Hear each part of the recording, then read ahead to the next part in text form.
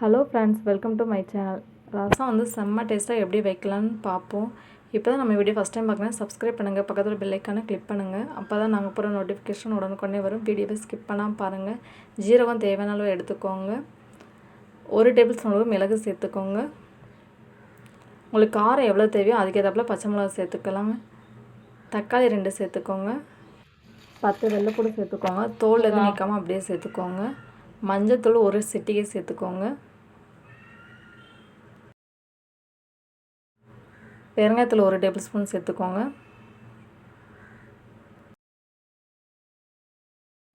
மல்லி இலை, கருவேப்பிலை 2 சேர்த்துக்கோங்க.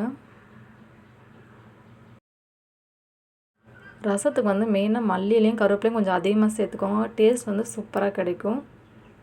இப்போ இதை போய் மிக்ஸியில் அடிச்சுட்டு வந்துடுவோம். எலுமிச்சை சைஸு புளியை வந்து நான் ஊற வச்சு எடுத்திருக்கேன்.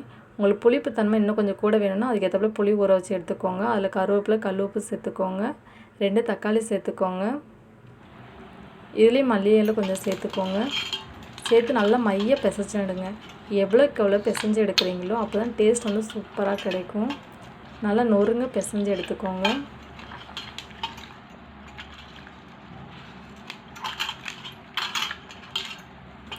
மைய பிசைஞ்சு எடுத்தாச்சு. இப்போ ஸ்டவ் ஆன் பண்ணி பாத்திரம் வச்சு எண்ணெய் ஊற்றிக்கோங்க. எண்ணெய் சூடாகி வரவும் கடுகு சேர்த்துக்கோங்க.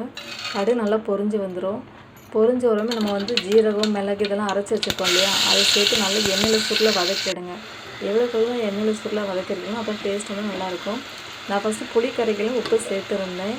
பார்த்து அதில் உப்பு வந்து கொஞ்சம் டேஸ்ட் கம்மியாகிடுச்சு. அதனால் இதில் கொஞ்சம் உப்பு சேர்த்துக்கிறேன். இப்போ புளி கரைசல் நம்ம கரைச்சி வச்சது இதில் ஊற்றிக்கிடலாம். புளி கரைசல் ஊற்றினதுக்கப்புறம் நம்ம தேவையான அளவு தண்ணி எவ்வளோ வேணுமோ அதுக்கேற்றப்பல தண்ணி ஊற்றிக்கோங்க.